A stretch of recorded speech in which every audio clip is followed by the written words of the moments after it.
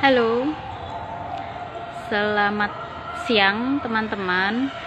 Sesuai janjiku 2 mingguan yang lalu, hari ini aku mau ngundang temenku yang lolos PPPK jilid pertama. Namanya Neni Normanita. Nah, kebetulan orangnya sudah gabung, jadi langsung aku invite aja.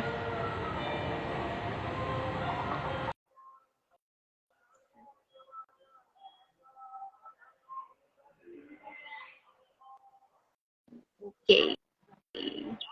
Halo, selamat siang Mbak Nen. Halo, selamat pagi menjelang siang. Oke, jelas ya. Mbak, dirimu di rumah apa di Surabaya? Lagi di rumah kebetulan. Oh, Jadi emang kalau ya, weekend di rumah? ya di Oh, rumah. oke, oke. Sorry ya Mbak, Enggak mengganggu setiap weekend. bersama keluarga. Lah enggak apa-apa, santai aja. Lagi enggak ngapa-ngapain juga. Nggak apa-apa. Terus tadi itu ada apa Mbak? Keponakan-keponakan ya di rumah? Aku ada keponakan, terus ada tamu juga. Jadi ya makanya aku bilang agak berisik gitu. Ya. Mbak, aku penasaran nih. Gimana? Ya, kemarin kita sempat ngobrol-ngobrol dikit sih tentang gimana ceritanya kok tiba-tiba dirimu update sudah di sini sekarang cepat sekali. Aku nggak nyangka aja gitu. Bisa nggak sih Mbak ceritain juga ke aku dan teman-teman gimana prosesnya dirimu mendaftar di PPPK 2022 kemarin itu? Sebenarnya sama sih prosesnya sama seleksi-seleksi sebelumnya, artinya sama seleksi CPNS, seleksi P3K yang saat ini sedang berlangsung, sebenarnya prosesnya sama, artinya mulai dari seleksi administrasi, kemudian setelah itu pengumuman, seleksi administrasinya, kemudian menunggu untuk kapan tesnya, kemudian Selkom itu sendiri, SKB, sampai menunggu pengumumannya yang cukup lama. Sebenarnya prosesnya sama saja sebenarnya, cuma ya agak tahapannya yang lama itu yang memang uh, perlu waktu. Nggak Sebenarnya bareng sama toh Mbak? aja. Sama Gimana? yang CPNS ini nggak bareng? Enggak, jadi waktu yang kemarin itu tahun 22 itu kan memang nggak ada seleksi CPNS ya. Adanya Oh, cuma P3K. Itu pun sebenarnya nggak expect akunya. Artinya ketika kemarin tiba-tiba akhir tahun 2022 sebenarnya. Akhir tahun 2022 itu tiba-tiba ada seleksi ada pengumuman P3K itu. Gitu kan, terus ya udahlah, karena tahunnya kan 2023 ini iya. ada gitu. Jadi udah P3K ini ya udahlah nyoba gitu kan. Kita nyoba, ya udah nggak cuma mikir ya udahlah coba aja dulu gitu. Terus ya sudah, ternyata begitulah Alhamdulillah. prosesnya. Alhamdulillah Itu sebenarnya seperti yang itu. ngucapinnya P3K ya Mbak? Bukan PPPPK. Karena kalau PPPPK itu kan terlalu ribet Panjangan. ya, jadi kita seringnya nyebutnya P3K aja, kayak Oh, pertolongan pertama pada kecelakaan. iya makanya aku kepet. Jadi bacanya apa ya? PPPK atau P3K? Nanti kan soalnya udah ada P3K kan? Iya. Udah ada itu. Ya Oke, sebenarnya PPPK sih gitu. Tapi kita seringnya P3K aja gampang gitu. yang lebih simpel ya betul-betul. Nah, Mbak, sebelum ikut P3K, apakah emang Hmm. dari dulu udah ada kepikiran mau jadi PNS gitu apa gimana sih Mbak? Mau jadi ASN gitu?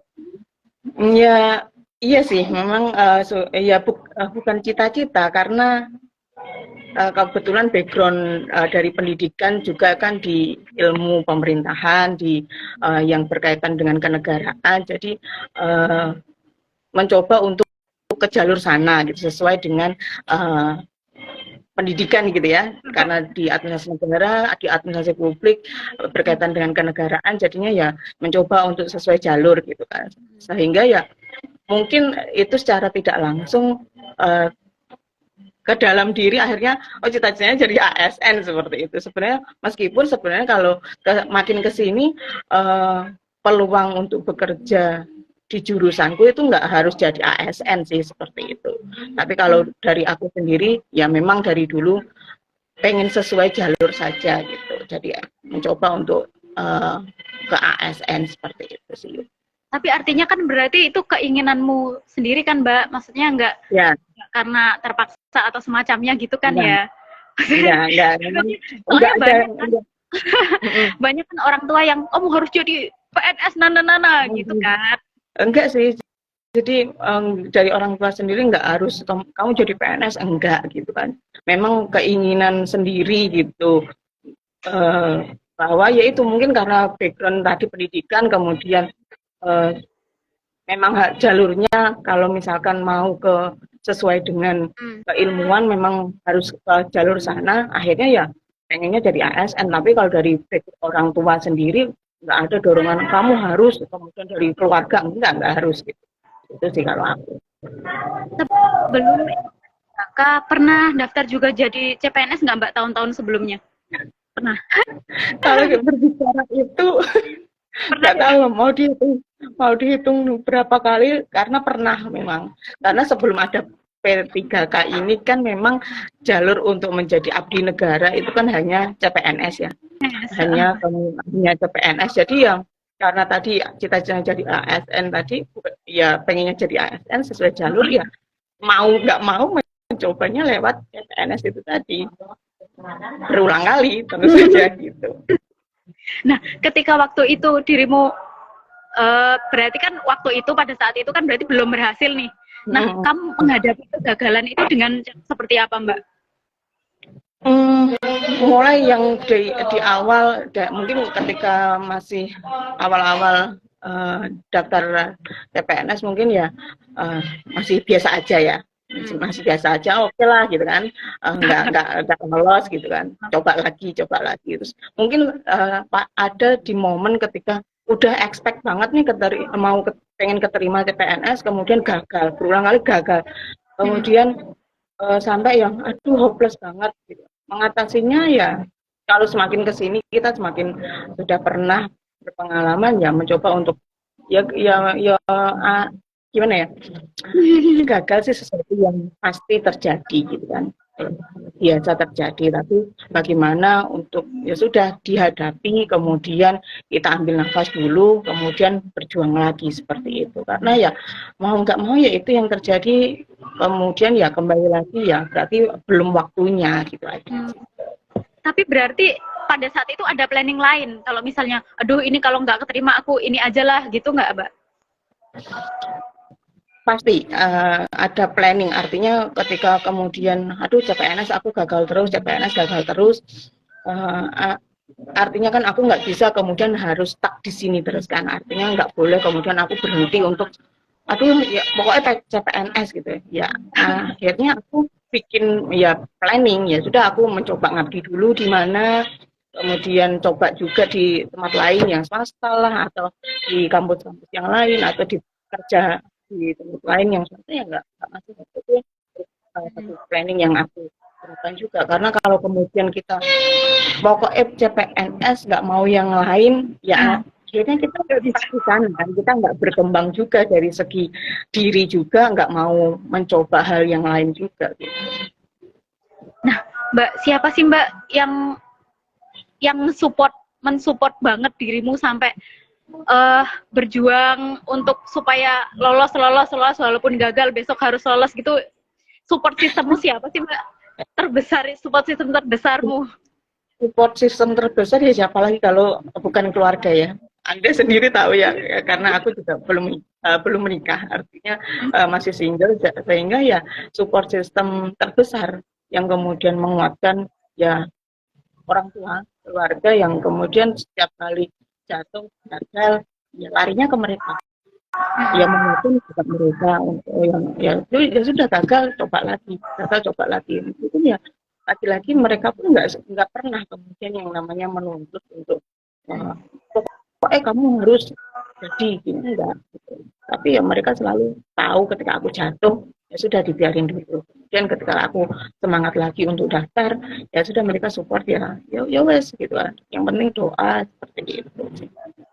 Ini kok aku ditanya terus ya, kenapa aku nggak balik tanya? Lah mau tanya apa? Ini kan jadwalnya aku yang nanya. Oh gitu ya. Soalnya aku ini Mbak, apa ya? aku tuh bukan masih sih, memang agak skeptis gitu loh tentang ke CPNS ini. Tapi ternyata banyak banget orang yang merasa kayak ini tuh apa ya, salah satu jalan untuk di sisi lain kita mengabdi sama negara, tapi di sisi lain juga kayak mewujudkan cita-cita gitu loh. Kan banyak juga kayak gitu, walaupun ya nggak tahu sih, aku skeptis aja. Agak skeptis. Aku pernah sih daftar, cuma nggak lolos, ya udah. Iya. Aku karena udah menyerahkan. Karena kan ya aku juga ini kok banyak kemudian menemui teman-teman yang kemudian ngapain sih kemudian ngoyo banget jadi CPNS, ngapain sih ngoyo banget jadi P3K, sedangkan banyak jalan gitu untuk mengabdi juga. Iya betul, aku juga setuju, artinya nggak harus kemudian kita jadi CPNS, jadi P3K, nggak harus, memang betul gitu. Tapi kalau nggak ada orang-orang seperti kita, siapa yang kemudian mau mengabdi untuk negara, kan seperti itu. Ya juga ya. Iya kan? Iya juga, betul. Kan ada kok teman-teman yang kemudian nggak setuju mengabdi nggak harus CPNS, swasta pun juga bisa. Aku setuju gitu kan. Artinya nggak harus jadi CPNS, nggak harus jadi P3K, teman-teman bisa ngabdi kok gitu kan.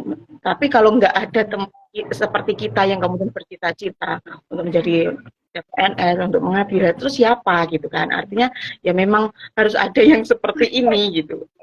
Ya mungkin CPNS kan gajinya sedikit, kemudian P3K apalagi dengan apa sih P3K, kan seperti itu banyak terjadi. Tapi ya sudahlah, memang jalan orang kan memang seperti ini gitu.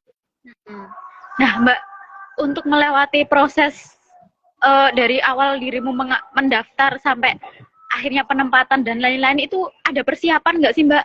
Terutama pada saat daftar nih, karena ketika daftar harus siap diterima dan siap gagal gitu. Persiapanmu apa Mbak secara mental dan fisik gitu? Jujur ya, kalau seleksi kemarin itu kayak nothing tulus gitu. Artinya ya sudah siap terima, mungkin karena gini, di pikiranku ketika kemarin P3K, aku berpikiran nanti 2023 ada kok seleksi CPNS gitu.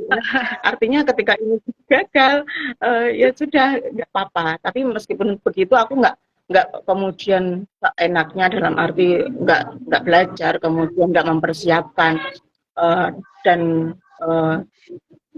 asal aja itu enggak. Artinya ya aku tetap belajar, tetap baca-baca, kemudian mempersiapkan seleksi ini ya seperti ketika aku mendaftar CPNS tahun-tahun sebelumnya. Artinya aku juga belajar, kemudian ikhtiar bagaimana di samping kesibukan mengajar, tetap belajar, kemudian baca-baca, kemudian lihat postingan-postingan di YouTube seperti itu, meskipun ya rasanya nggak maksimal ya, karena ada kesibukan yang lain di kampus, kemudian harus mempersiapkan itu aja sih gitu. Itu dia, membagi waktu antara dirimu ngajar juga tapi harus belajar juga gitu. Gimana Pak bagi waktumu? Apakah harus menyisakan apa di sela-sela mengajar itu kamu belajar, atau belajarnya pas nggak lagi di kampus? Pas belajar dua-duanya. Aku kemarin itu sempat bawa materi juga ke kampus ketika di sela-sela ngajar itu baca-baca sedikit gitu kan, sama pas di rumah gitu waktu nggak ngajar ya belajar. Tapi seringnya malah aku nih kemarin itu persiapannya nggak belajar dari buku yang kemudian seperti kita belajar SKD untuk CPNS, enggak ya. Aku malah kebanyakan lihat di YouTube. Banyak itu yang bahas materi P3K, materi seperti itu. Ada di YouTube?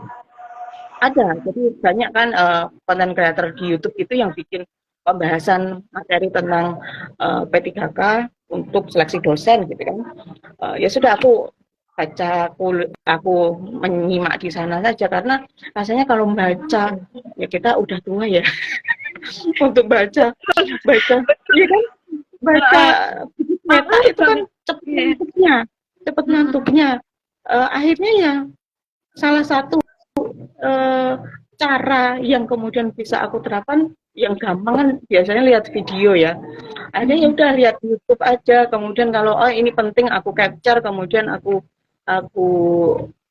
print out, tinggal bisa baca-baca atau kasih catatan-catatan kecil di kertas gitu biar lebih gampang. Karena kalau Aku baru tahu kalau ada kreator yang bikin ini, apa namanya? Oh, informasi baru nih buat yang ikut seleksi tahun-tahun berikutnya. Hitungannya kan kemarin aku ini P3K angkatan pertama ya, P3K teknis angkatan pertama. Aku juga sebenarnya hopeless ya, hopeless dalam arti ada nggak sih kemudian di YouTube itu pembahasan soal-soal untuk kita mempermudah belajar. Sedangkan sebelumnya nggak ada pengalaman kan, gitu kan? Iya betul. Sebelumnya nggak ada pengalaman yang kemudian ada seleksi P3K teknis ini gitu kan. Tapi ternyata ada nih yang kemudian konten kreator mencoba membahas materi-materi tentang itu, seperti itu sih. Ya itu membantu. Gimana? Mereka dapat itu dari mana ya soal-soal itu? Mereka nih soal-soalnya bukan based on dari seleksi sebelumnya, otomatis nggak ada ya. Artinya mereka memang membahas, misalkan kita berbicara mengenai etika, kalau teknik dosen kan etika perguruan tinggi. Jadi materi itu kemudian dipaparkan sama mereka, misalkan terkait dengan penelitian, jenis-jenis penelitian itu apa, seperti itu sih, materi seperti itu. Oh gitu, ya baru tahu aku. Gini nggak sih Mbak, dari pengalamanmu sampai ini tadi termasuk tips loh ya, yang membuka YouTube itu ternyata ada konten kreator yang bikin tentang materi, membahas materi P3K. Ada nggak sih tips lain untuk teman-teman nih yang mungkin ini lagi mengikuti, lagi proses, atau yang tahun depan mau ikut CPNS dan P3K? Ada bedanya nggak sih? Mungkin kalau CPNS tuh harus gini, yang P3K harus gini gitu Mbak? Kemarin itu kan pengalaman pertama ya, benar-benar nggak ada bayangan Selkom P3K itu seperti apa. Artinya soal juga aku nggak ada bayangan sama sekali. Jadi kalau sekarang teman-teman yang sedang berjuang dan nanti juga akan berjuang di tahun depan, rasanya sudah akan lebih dimudahkan ya. Artinya sudah akan tahu bedanya seleksi CPNS dengan seleksi P3K itu apa. Artinya kalau CPNS kita dari segi awal SKD, baru kemudian SKB bidang kita, baru kemudian akhir. Kalau kita Selkom P3K itu mulai dari awal sudah materi-materi yang diujikan itu terkait dengan bidang pekerjaan yang kita lamar. Artinya misalkan aku tentang dosen, berarti yang ditanyakan atau soal-soalnya berkaitan dengan pekerjaan sebagai dosen, misalkan etika perguruan tinggi gimana, penelitian, pengabdian, kemudian pokoknya tridharma itu semuanya ditanyakan di sana. Artinya memang dua jalur yang berbeda ya antara CPNS dan P3K ini, karena yang kalau P3K langsung nih bidangmu apa, ya kamu diujikan di sana, karena kamu kan kalau P3K sudah dianggap punya pengalaman sebelumnya di pekerjaan tersebut, jadi kamu diujikan kamu nggak dengan pekerjaan yang kamu lamar ini. Dan kalau CPNS kita diujikan dari hal-hal yang umum dulu, kenegaraan kan seperti itu, intelijensia umum, kemudian karakteristik pribadi kan itu. Jadi itu dua hal yang berbeda. Aku nggak punya tips khusus ya.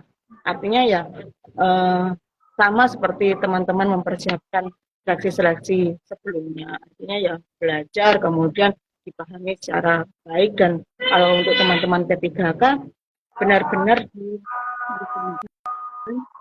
materi-materi yang ini kita berbicara untuk posisi pranata komputer, ya berarti pekerjaan pranata komputer itu ngapain saja gitu kan, apa yang kemudian biasanya dikerjakan oleh pranata komputer, kemudian ketika misalkan ada seleksi bahasa Inggris yang berkaitan dengan pranata komputer, biasanya bahasa Inggrisnya apa aja sih gitu kan, soalnya itu juga ngaruh.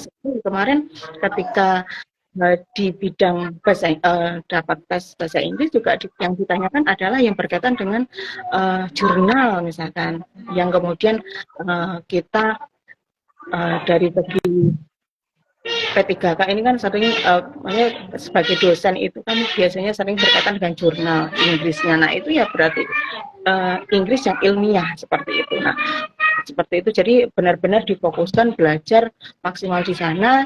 Kemudian jangan lupa khususnya doa, kemudian restu dari suami, istri, kemudian orang tua yang aku rasa selain kita ikhtiar melalui upaya-upaya belajar itu, kita juga harus ikhtiar langit juga. Itu yang kemudian aku rasa penting juga. Kalau kemudian saran yang lain, teman-teman bisa kok memanfaatkan tadi ya YouTube seperti aku dari YouTube, belajar dari YouTube itu bisa di sana tuh banyak sekali konten kreator, tinggal teman-teman menyesuaikan saja CPNS atau P3K, kemudian mau belajar apa. Kalau menurut Mbak Neni sendiri, kira-kira nih kan pasti ada tuh setiap tahun, setiap mau ada pembukaan CPNS, pasti ada kursus-kursus atau tiba-tiba ada buku-buku terbit yang walaupun cuma diganti covernya aja ya kalau di buku tuh. Itu penting, perlu nggak sih Mbak kayak kita ikut kursus terus setiap tahun harus beli buku gitu, perlu nggak Mbak? Kalau buku mungkin sekali aja ya, kalau kursus ini menurut Mbak Neni gimana? Kalau kursus menurutku sih bentar ya, agak ramai. Bentar.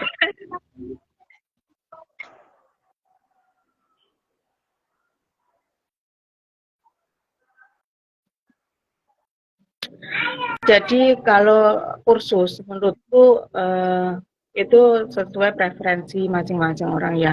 Kalau memang merasa bahwa belajar sendiri itu akan kesulitan, lebih baik bisa dibantu melalui bimbel-bimbel ini, kursus. Artinya mempermudah teman-teman untuk membimbing, kamu nih loh belajarnya tentang ini caranya, sehingga teman-teman akan lebih dimudahkan untuk memahami materi-materi yang teman-teman nggak paham. Karena merasa, oh kalau aku belajar sendiri mudah ngantuk, kemudian nggak ada yang membimbing, bingung. Kalau itu jadi sesuai preferensi, dan menurutku ya sah-sah aja, karena nggak ada yang sia-sia menurutku ya. Mau belajar dengan cara apapun, mau belajar sama guru langsung, les offline, les online, ya, karena banyak ya les online itu. Kemudian mau belajar dari buku pun sah-sah aja, karena nggak ada sesuatu yang sia-sia. Sehingga sesuai kebutuhan teman-teman aja. Kalau misalkan teman-teman merasa banyak waktu senggang, silahkan belajar sendiri nggak apa-apa. Tapi kalau kemudian merasa aku nggak punya waktu, aku perlu dibimbing, ya lebih baik teman-teman ikut kursus saja. Meskipun ya harus menyisihkan waktu untuk kapan belajarnya, harus menyisihkan biaya juga untuk ikut kursus seperti itu. Oke, jadi kesimpulannya adalah untuk ikut tes CPNS dan P3K, yang penting harus niat dulu pertama, terus doa, terus belajar. Nah, belajarnya ini tergantung preferensi masing-masing ya Mbak ya. Kalau bisa dari buku ya buku, bisa dari YouTube juga kayak Mbak Neni tadi, dan kayaknya mungkin besok-besok ada dari TikTok sama Instagram juga mungkin Mbak. Iya, iya. Karena sampai sekarang artinya sumber belajar itu kan banyak ya, apalagi kalau di Kemendikbud kita ada yang namanya Merdeka Belajar. Belajar itu berasal dari mana saja gitu kan. Mau dari TikTok, mau dari Instagram, mau dari YouTube, semuanya bisa, asal teman-teman memang bisa memfilter dan bisa mencari yang teman-teman butuhkan itu apa sih. Karena aku memang jujur ketika ikut CPNS, aku ketika nemu misalkan lagi scroll TikTok ada materi CPNS, aku capture, aku buat belajar. Kemudian nemu di Instagram lagi membahas materi misalkan sesuatu, aku capture seperti itu.